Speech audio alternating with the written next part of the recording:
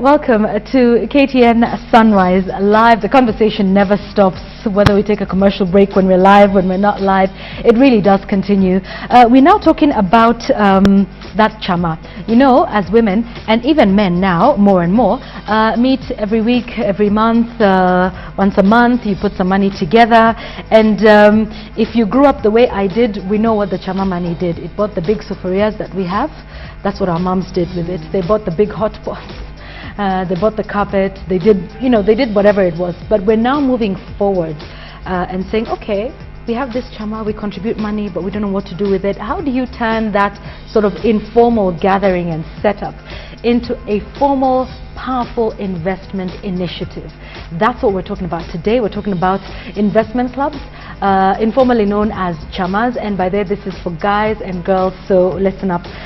This is a show, this is an interview that I personally want to be involved in, so it's great to have you with us. Yeah. Waceke Nice to be back. Nduati Omanga, yes. The Twitter handles we're using today, at Centonomy. You can tweet any questions you have at Centonomy, at KTN Kenya, at Yvonne Okwara. Any questions you have about your chama and how to make it proper and official and how to make you guys make some money. And we'll talk about, there are some that we know that have, you know, huge companies now. And they started off probably in an informal setting like that. Okay, Waceke, let's talk about then the chamas as we know them traditionally and how they're evolving. Okay. I think the first step is actually to just say why do people actually come together in chamas? They actually estimate 1 out of every 3 Kenyans is in some sort of merry-go-round chama investment group, and that's a huge number. So the concept of pooling resources has been there for a very long time. So the main benefit of investment groups or chamas is that they pool resources. My 2,000 shillings is suddenly not 2,000 shillings, it's 20,000 shillings because I have 10 other people who have 2,000 shillings. Those who have 20,000 shillings, it's not 20,000 shillings because there are 10 other people with 20,000 shillings, so it's 200,000 shillings. And you can do a lot more with pooled resources than you can do as an individual. Now, where does it all fall apart? So the benefit, everyone understands logically what the benefit is. What tends to happen is, now how do I get those 10 people who are in my chama to all agree on one agenda and to focus on that agenda, and how do we actually create wealth? So what you mentioned is very interesting. We grew up, as you said, the chama bought sufurias, the chama came when someone had a baby, the chama, the people of the chama were there. But now a lot of chamas are now facing the struggle of how do we become wealth creation vehicles? And that is where a lot of people are struggling. And the first thing is to ask yourself, in your chama, in your investment group, in fact I like the word investment group more, do you have a business agenda or do you have a social agenda? A lot of people start the investment group with a social agenda. We came together because we were friends. We knew each other, we were in school together, we grew up together. Then we want to start turning this around and saying we want to make money from it. But to make money, to turn it into a structure that can make money requires a very different thing from when we were meeting together because someone got a baby. So it's a it's a very different thing. So a lot of people struggle with how do we turn it from a social to a business. But that is possible, right? Because it could even be, you know, brothers or extended cousins in a family. I know we tried that in my extended family. Just couldn't get ourselves together for some reason. People from Western or wherever, Central Kenya or the coast.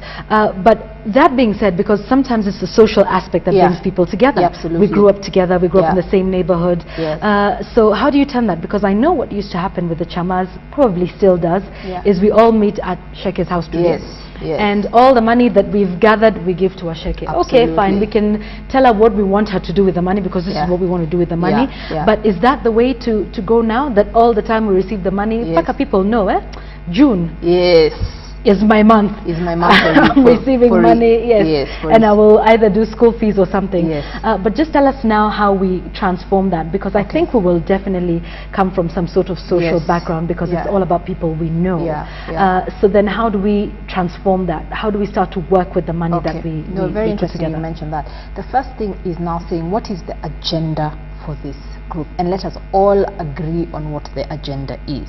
So even though you come from a social background, and some chamas have been operating in a social way, so it's all about, we meet at my house, the account is in the name of Waceke and Susan, for example, so that's very social.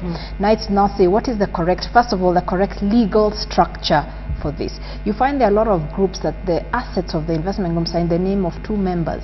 So that the bank account, like I mentioned, is in 2 people's personal names. Right. And the risk with that is, if anything happens to those people, the money goes. Or if those people become mad and decide they want to go on a trip around the world, you don't really have a legal recourse, because the money was in their legal names. Yes. So it's now saying, what is the structure that this needs to take? What is the legal structure of this investment group? And very frequently, the first step is actually forming a company. So let your investment group be in a company where you all have shares in that company. And the focus now starts being, it's not about distributing the money every 3 months back to the members to use on school fees, because that's not a wealth creation vehicle. It was simply a savings vehicle. Right. You're not disciplined enough to keep money by yourself, so you do it in a group. so you do it in a group setting, and then after 3 months the money comes back to you. But now it's not about Yvonne getting money. It's about XYZ Limited growing, and then Yvonne can be paid from XYZ Limited eventually. So it's really agreeing, what is the agenda? Are we in it for 10 years? What do we want to achieve out of it? Do we foresee this as being our retirement vehicle? So it needs to take on a very defined and specific objective of what it's supposed to achieve. So a timeline? And an objective. What do the individual members want to gain out of this investment group? A lot of groups I've worked with have said, we want this in 15 years to be our retirement vehicles. So how the group will invest will be so that everyone can, after 15 years, can get at least part of their retirement lifestyle from that company. All right, okay. But now when you talk about the legality of it, and just making sure it's a sound institution that's recognized by law, what's the difference between an investment club and a company that sells juice, for example? All right. Now, an investment club without a legal structure is 10 people have come together, they are pulling money, and then they go and do all sorts of initiatives. But they don't do it they either use individual names, but they don't do it in the name of a company which they all have a shareholding in. When you go into a company structure, you've all agreed, yes, we are 10 members, let's set up a company and we all own 10% of this company. So let the company be the one running the investment juice business. Let the company be the one owning business.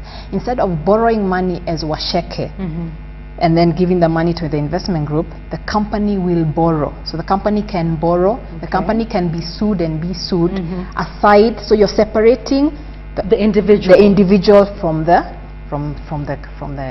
investment, from the assets. And perhaps that's one way to get rid of some of the squabbles, because we know some chamas don't last long. After a while, and especially I will say this with the women chamas.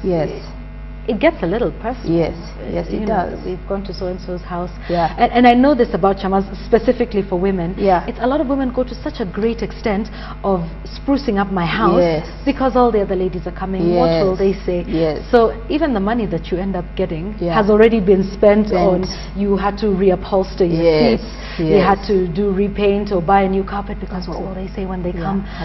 So just changing the thinking, and you've talked about the objective of that chama. And that's what I think. It's changing from where people are coming to my house is a very social driven agenda. We're coming to my house, but you can't name one company that has business meetings in the shareholders' house. None. That's the thing. So when you decide it's a wealth creation agenda, it's a business agenda, it dictates everything you do. Where do we meet? So you're not meeting in the bar. Because the people who meet in the bar, after 10 minutes they're no longer talking about the business of the investment group. It's not meeting in my house. It's now looking, where can we meet where it's professional, it's quiet, and we can actually discuss for 2-3 hours, discuss the agenda of the company. So it's like running in any other business. Structures have to be put in place. Where some of the squabbles you're talking about come in is that we're 20 members of this investment group, and we all want to make the decision. If I take a listed share, Standard Group, for example, on the stock exchange, if all the shareholders of Standard Group were to make a decision, the company would take not forever. move anywhere. Yes. And the same principle applies with the investment group. We all started, we are 20 of us, we are friends. Yeah. And we are all pioneers. And like we're all say. pioneers. We Yes. started it, Yes. yeah. It's time to buy a share. Decide we want to invest in the stock exchange. It's time to pick one share to invest our 100,000 shillings in. All 20 of us are trying to make the decision. So some feel it's this share, some feel it's that, some don't want shares in the first place. So it takes really long. For a business agenda, people have to now start thinking, let's assign a certain number of people, maybe 5, to start making the investment decisions on behalf of the group. So structures. So structures. And this would be based on what? Shareholding? It would be based on, first of all, who has contributed the most, hence the greater number of shares, or? Not should really, it actually be that's elective? interesting. Yeah. It's firstly, look at the skills of the members. So even as you Okay. put in, even if you started from a social background, if you're thinking of getting new members, now it's about identifying certain skills that are lacking in your group that will take you forward. Maybe you need legal skills, maybe you need someone with an investment skills, maybe you need an entrepreneur, maybe if you want to invest in the juice business, it could be good to have someone who has experience in the juice business coming on board. Okay. Yeah. So this is what often we refer to as an investment committee. So assign people that they actually make those decisions. But back to what you're saying about the bigger share. Yeah, another very reason why investment groups don't grow. You're looking at groups like Transcentury, which everyone likes to mention, and you're wondering why have they grown. And every investment group starts and says, I want to be the next Transcentury. The concept of equality is going to kill you if you're trying to become a wealth creation vehicle. When groups start, again, moving from the social mentality to the business mentality. We are all contributing 10,000 shillings per person, 5,000 shillings per person, whatever it is. We are all equal. And a lot of people want to stay equal because it gives them some semblance of, control, equality. They don't want one person feeling that they're above the rest. But in all likelihood, the 10 of you can never be in the same financial situation for your entire lives. Some people's incomes will grow faster next year. Your income may grow faster in the next 5 years. So allow the people who have more money to put more money in the group. And this is the principle. If you put 100,000 shillings inside this investment group and I can only put 20,000 shillings, your 100,000 shillings is enabling my 20,000 shillings to access investment opportunities that are bigger. Yeah. Yes, you will own a bigger piece of the pie, and in terms of electing the people who make the decisions, your vote may carry more weight. Yeah, that's what will happen. Your vote will, you may not even be one of the people who sit on the board or investment committee, but your vote will actually carry more weight. But why am I restricting the growth of my own funds and the funds of the group? Because we all want to be equal. So the concept of equality kills the potential of investment groups. If someone's income has grown significantly and you're still limiting them to contributing 5,000 shillings a month, what is going to happen is that person is going to lose interest in the investment group, because they'll say, I better start taking my money elsewhere because this suddenly is too small for me. But if you're opening up the doors to people as they make more money, you can have a minimum that people must contribute. But if someone can put in 50,000 while the rest of you are still putting in 20,000, let them put in 50,000 because it will help you grow, and as long as the structures are there. Structures are maintained. So issues of equality. How then do you deal with new persons that want to join the group? Because I know if we are 5 and then a 6th person is, some of these investment clubs will say, okay, now we've been together, the 5 of us, for the last 1 year. We've been contributing 5,000 shillings a month. So if you're a newcomer, you've got to be able to meet that threshold first so that you can be on the same footing. And it just seems a little punitive. What are the rules of going into an investment club? Because you won't always be the same 5 people that you started. You're hoping that the investment group will grow. So what should be the rules of a new entrant into an investment club? When you buy a share on the stock exchange, it's based on the value of the company then and there. And that, what you've raised up, actually applies for both people who are leaving and people coming in. Sometimes people are leaving the investment group, and what they usually do is, how much have you contributed, and then they give you back in cash. So if you've contributed 100,000, we're just giving you 100,000. But really what the investment group should be doing is first valuing what are the assets. Maybe we've invested in shares, we've invested in property, and they need to get another thing, investment groups need to use professionals, what have we invested? So what is the value of the investment group? So if you're taking in a new person, it's really based on the value of that investment group. I agree someone can't probably come in, the value of the investment group per person is 500,000, and they're coming in at 10,000 shillings. So maybe your benchmark for a new person would be someone who can raise 500,000 shillings plus. But it really should be based on what is the value we have already created in the investment group. What do we own land? What is the value of the land? Then that's how you value the company. All right. So speaking about that now, we're moving away from the idea of using that chama money that we get in our own personal ventures. So now you've talked about having an objective. What are some of the wisest ventures that an investment club can invest in? One is, first of all, where you have expertise or time to run it. Before even I go to the specific ventures, where do you have the expertise? I've seen a lot of investment groups say we're going into chicken rearing, or farming. The idea is good, but the execution is not. None of the people have time or even the expertise to actually do it. So when you at least set an agenda, you say this is the kind of investments we're going to do based on our human resources. This is the kind of investments we're going to do. If we can be very honest, one of the key issues it's facing investment groups is execution. Brilliant ideas, but they can't execute. Even something simple as we're going to buy shares on the stock exchange. We decide this meeting, next month the shares were never bought because on Monday people went back to their everyday jobs and forgot about it. So the first thing an investment group has to decide is how are we going to execute this plan.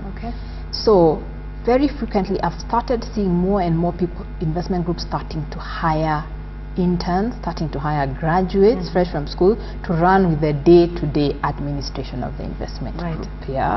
And so it's beyond the social thing we were talking about. You seriously have to think about who's going to do what and commit your time to it. And for a lot of people, the chama is the thing you do on the side. I mean, it really is. And you have to remove it. It's not a side business. It's not a side hustle. It is a business like any other business that needs to grow if you're really serious about the goal of the investment group. So once you've said this is what we have time in to do and expertise, then you can actually narrow it down and what do you invest. Some investment groups have been very honest and say, for us, we're all in very professional jobs. We just don't have the time. We're going to do those kind of investments that don't really require too much of our time. Stock exchange, unit trust, bonds, a piece of land here and there. Others have actually said we have people in this industry, we have people who are good in property development. We're going to leverage on their expertise to do development. And also pay the members who are doing a bit of that one. And that's important. Let's talk about that. You know, because we all come in with different expertise. Probably from the media in finance. If we have somebody else who's good in engineering. And then that person then, I don't want to use the word donates, but gives of his time and his expertise. Should that member of this chama be paid? If it's communications and I'm able to give you a communication strategy. If it's a financial advice and we decide that Waceke will be the one that will tell us where we'll invest our money, then should that member be paid for that service? There should be a way to compensate them or recognize they have put in additional effort. The fact is, all investment groups I've worked with, even my own investment group, there are always a few individuals who stand out, who will do more work than everyone else. More than just their contributions. More than just their contributions and their meetings every 3 months. So those, to keep that energy going, and you must recognize those people who are a bit more willing, a bit more flexible. Maybe they run their own businesses, so their time is a bit more flexible, that they can put extra effort. When an investment group when they're early, it may not be in the form of cash. You know, big companies can afford to pay consultancy fees and sitting allowances and things like that. But when they are smaller, they may not be able to pay that. But can you give them additional shares in consideration for their work? All right. But that's important, to appreciate them for the extra expertise. It is very important, because if you don't appreciate them, there'll come a time and say, why am I equal to the same person who simply sends their contributions in? Well, I've gone around, I've spent my Saturdays driving around looking for information, looking for opportunities. Why am I equal to them? Okay. Yeah. All right. Yeah, it's very and important. you also talked about the meetings. How often should investment clubs meet? Sometimes it's once a month. People will say, well, we're too busy, we've got the kids this weekend, and we've got that, you know, and we're traveling. But how important is it to meet as often as possible? When in the early days, it's important to meet, I think, at least once a month. But that is, the meetings must have an agenda. It can't be we're just meeting because we've been told we should meet once a month. We meet this month, we say the next month, what are the deliverables for everyone to do? So the next month we're simply reviewing that. So it should be a structure. Are we reviewing our portfolio? So the way companies would have an agenda for any meeting is the same reason investment group would meet, is to review the agenda, what has actually happened. As they get bigger and they put structures in place, maybe you have someone even now who's running with the day-to-day, you may find you don't need to meet too often, but that's why breaking down into committees that do specific things is important. So you have the investment committees whose job is to go look after, find the investment opportunities. They may meet every 2 weeks to review that as a committee and just report back in the general meeting. You may have another committee that's an audit committee, which is just to make sure checks and balances in the investment group are in order. So they may meet also every 2 weeks, and then when they come to the main meeting, they all give their report. But it is important to make the date and keep the date. Yes. If we're meeting the second Saturday of every month, it has got to be. It has got to be the second Saturday. That commitment has got to be there. If your boss asked you, let's meet, you will not say, or this, or wedding, whatever. So that meeting has to be that serious to you. And that is the difference between the groups that become trans-century and the groups that just stay exactly where they are. And we will definitely talk about trans-century and take a look at some of their successes and what it is they've done to get to that point. I'd like to talk about the investment clubs we have for women, the chamas, and the ones for men, differences, because we've now seen a lot of men coming together, you know, saying, okay, fine, you know, let's do this, let's meet once a month, once every 2 months or so. The differences between chamas for men and chamas for women. Yeah, I know we're stepping into a minefield here. Yes, we are. The main challenges we've talked about today are common. Let me just say first, are common in both, but the investment groups for men tend to be driven more by I've not seen very many social groups for men. So they tend to be driven by a very specific investment agenda. We're here to make money. So if I tell you to contribute, you've not been contributing, you're not going to take it personally. The women ones, we tend to bring a lot more personal issues into our relationships, even within the investment group, especially women who have been friends. So if you and I have been friends for a long time, and suddenly I'm the treasurer of this investment group, you've not been contributing your money, and it's I have to chase you up and be firm with you. It starts becoming difficult. Women, and so what should be discussed? Let's characterize that now. What should never be discussed at a chama meeting for either men or women? What should we never see on the agenda? And if anybody ever strays into that particular field, they say, no.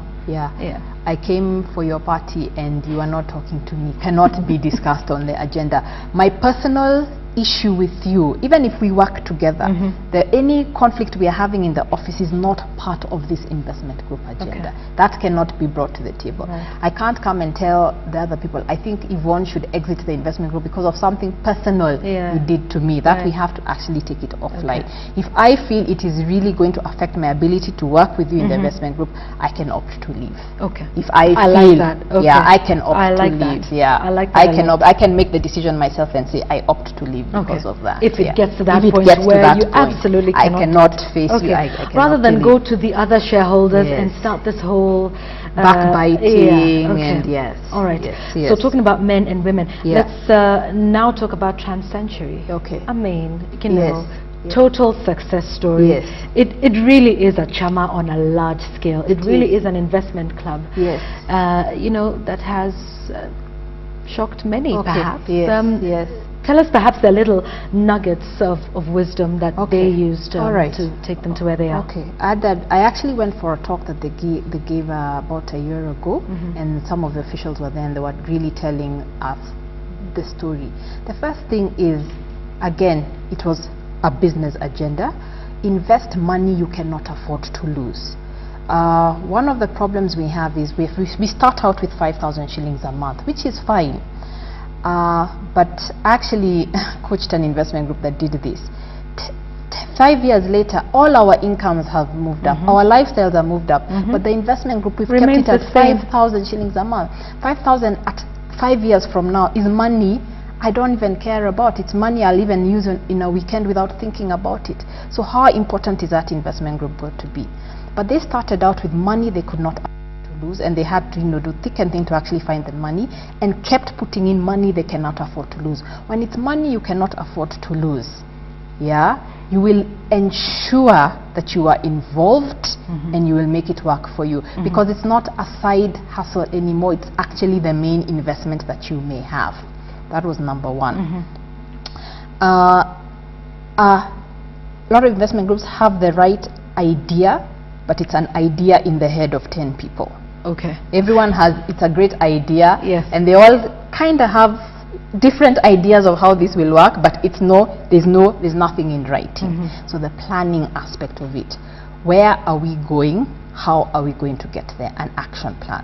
If we're going to get there, it means in year 1 we have to be worth 1 million, in year 2 5 million, in year 3 10 million. What are we doing in year 1 about it? It means going back to, now our contributions can't be 5,000 shillings, they've got to be 20,000 shillings. We've got to have good relations with the bank, because we need to borrow from the bank. To have good relations with the bank, how do we need to run our account 6 months for the next 6 months? So it's being very strategic and conscious about what you are doing today for tomorrow's result. Okay. Yeah. Right. So they had a plan in place, a plan that is reviewed. They looked at the skills that they have within themselves and said, what can we do to take this forward? Transcentury, there came a point where some of the members left their jobs and started running Transcentury full time. Right. So it is not a side business. It's actually being able to employ people who have certain skills to actually run the group, and not just the shareholders themselves. They actually started getting a management team together. Okay. The management team of your investment group starts with that administrator you are hiring, that graduate, that intern that you're first paying, his first 10,000 shillings. It starts with him. Okay. Yeah, and then you grow up. But Transcentury, for sure, some of the group members started working with in Transcentury. Right. Equality was not there. Okay. I can contribute 1 million, but if someone can contribute 5 million, I'm not going to stop the person bringing his 5 million to the table. Yes, he will have more shares. Yes. He will have more shares. For sure. And that means when we are electing our officials, he has more of a say in who is elected. Okay. But people get scared of that, but the person who's invested more, his objective is not to lose his money. Yes. Yeah. So he has more to lose. He has more to lose should it go down. So he's not going to make decisions that are not working for his money. Right. So even your 10,000 shillings will also work just as hard as his money. And looking at being very focused on where they're investing. I think they really focused on private companies in certain sectors and real estate. So you can't do everything. You can't, all the 10 of you will all have your ideas. One will want to do chicken farm, one will want to do shares, one has a plot of land, one wants to develop, one wants to open a resort.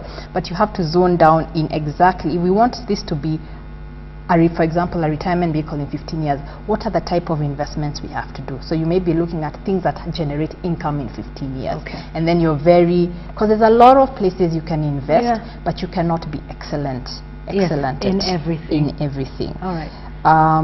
And of course they had the right legal structure. You will not find any of their assets in individual names. And they built the company as a brand. So Transcentury could borrow, Transcentury could get partnerships. So it was not about the individual. It's not about Yvonne and Waceke. It's about the bigger picture, the company becoming more of the brand. The company is borrowing without them as individuals. Okay. Yeah. And moving from an investment club into a company just involves getting a lawyer? Yes, getting a lawyer. Setting up a company is the one that's most preferred, because it really separates the ownership of the individuals and whatever, as well as the liabilities. The company can be sued without you personally being sued. That's right. It involves sitting down with the group members and drafting what is called a shareholders agreement. This is a very important document. It is the constitution of the group. It says what you will do and what you cannot do as shareholders, and how will you conduct yourself. It handles sensitive issues like if someone stops giving money completely, what do we do with them? If someone wants to exit, how do we value their shares and pay them off? If someone wants to join, what are the considerations? If someone does not turn up for meetings for 3 years, what are we going to do about them? All right. So it's understanding all of those legalities, and and speaking about what happens when this happens. What happens when we get to this situation? And that removes the personal conflict a lot, because you all sign up to it. So when I chase you for money, it's not a personal, it's what you signed up for it. By joining this group, you actually signed up for it. And it's interesting, one of the things when we've actually helped investment groups change their mindset and start operating not as social but as business, you do find that some people leave the group because that is not what they wanted, and that's fine as well. So they wanted a more of a social vehicle, so the people who wanted to be a business vehicle now stay, and the investment group can actually run. Waceke, as we wind up our discussion, interesting one, give us again just the recap of turning this into something that makes sense. What you're first trying to do is leverage on the advantage of pulling resources together, but you're trying to make the 10 people you are in your investment group have one defined objective. That is what all this is really about. So the first thing is understand that you're moving from a business to a business, and it is a business, so have a defined objective. Ask yourself, as individuals, it has to do something for you individually at the end of the day. What do you want the investment group to be? So do you want it to generate a certain level of income for the investment groups? When? Do you want it to be a retirement vehicle for the investment group members? When? So first thing is a defined objective. Plan. Call it a strategic plan actually for investment groups. Where are you going? How are you going to get there? That will dictate where you invest, how much you contribute, what partnerships you form, whether with banks or other people that you can capital raise. Understand that you are all in full-time jobs, so how are you going to execute the plan? And be very realistic. Maybe one of you has time, so they can offer to give up their time. Maybe you need to look at starting to get some, even if it's a small scale or a part-time level at the moment, someone to start getting in, reconcile the contributions, do the banking, carry out simple orders. Understand that you will have people in the investment group that do more than other people. And these officials must be compensated in some way. Their effort must be recognized in some way. Another thing with officials is they cannot stay there for forever. You can't have the same officials for 5 years. Have an election. Have an election. And invest where you have, be focused about where you invest, where you have time to run it, and where you have the expertise to actually do it. Absolutely, but take it from the social, make it legal. Make it, if you want it to be wealth creation, take it legal, form a company, and get proper professional advice on how to do it. Which of course you do very well. Waceke, thank you so much for joining us. We've been speaking with Waceke Nduati Omanga. It's www.centonomy.com. The Twitter handle is @Centonomy. If you have any more questions on just how to make that chama count for something, this had better be the year when you do something very profound with your life. I think we had an election, we've put in new people, we have a new system of government. What's your own system of government in your chama? What's the structure of that? What are the levels of devolution? If you want to talk about that and take a look at, how the message is, what's the common goal of your chama? In fact, that's why if you take a look at our tagline, it's investment clubs.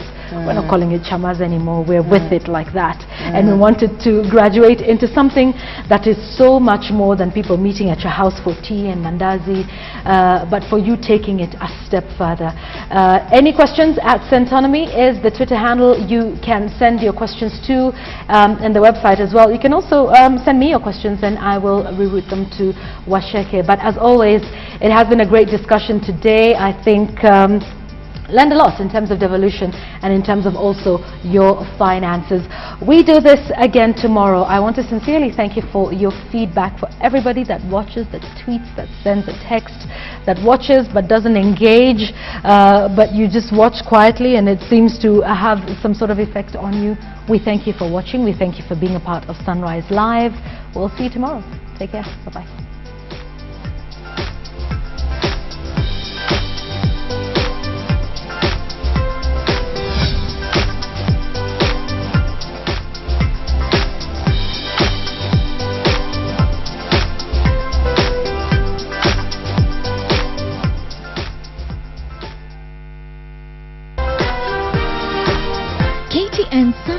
Live in association with Minute Maid.